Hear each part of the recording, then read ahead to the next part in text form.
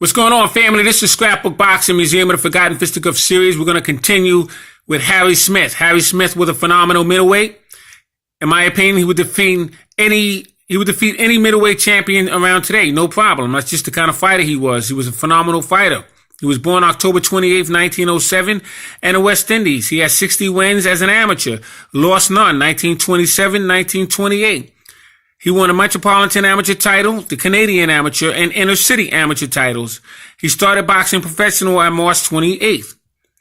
He won the Colored Middleweight Championship. At that time, African Americans had to have colored titles because they were segregated against world titles. It was known that if they grabbed the world title, they would keep the world title. It was just as simple as that. You had outstanding colored champions such as Sam Langford and Joe Jeanette and Jack Johnson, among others. Fascinating fighters. Knockouts as follows: 1929, Willie Feldman, 3 rounds. Eddie Fisher, 1 round. Gary Leach in 1 round. Homer Robinson, 7 rounds. Gene McHugh, 5 rounds. Billy Cohart, 3 rounds. Eddie Dempsey, 5 rounds. Jimmy Sullivan, 3 rounds. This is phenomenal. I mean, I'm just taken back by this. Joe Harris, 2 rounds. Young Fisher, 1 round. And these were not push fighters. I mean, these are very good fighters. He defeated in 1929 against Harry Goldberg. He won on a foul. Goldberg fouled him and they gave Harry Smith the victory. In the 5th round, Joey Knapp, 10 rounds. George Deschner, 10 rounds. He would face Jack McVeigh, 15 rounds, and defeat him. Phenomenal. Jack McVeigh was a phenomenal middleweight. Outstanding. This is in 1930. January 1st. Frankie Cornelius. He would knock him out in 3 rounds in Massachusetts. Phenomenal. January 7th. Powell Silvers. They would call him High Horse Silver. New York. Knocked him out in 5 rounds. January 18th. Jimmy Francis. New York, knock him out in 2 rounds. Look at this KO streak. January 28th, Johnny Kreiser. New York, defeat him in 10 rounds. February 2nd, Connie Josenil. New York, knock him out in 5 rounds. Fascinating. March 1st, Oaks Till, New York, knock him out in 2 rounds. March 24th, Charlie Bellinger, very good fighter. I have profiles on him. He would defeat him in 10 rounds in New York.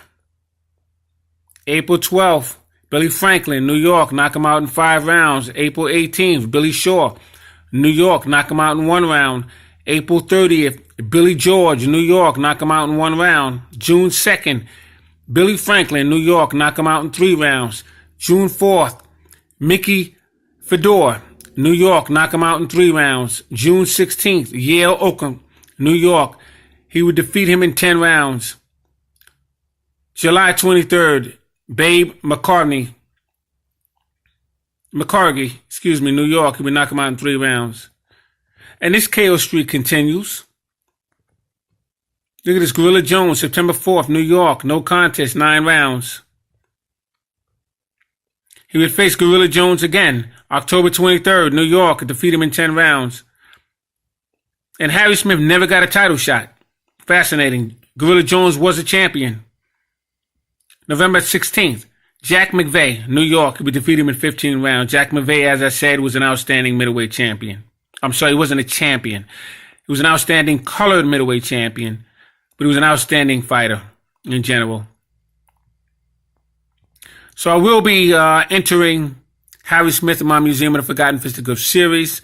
Time he came in, he did hold the title. He had an outstanding amateur career. He was never given an opportunity to win a world title. That's not his fault. Look at this KO streak. I believe he would have done well in any era. Today he'd have definitely been a unified champion. Fascinating. So I'm putting him in my Museum of Forgotten Fisticuffs series. Salute to this fascinating middleweight. Great fighter, Harry Smith.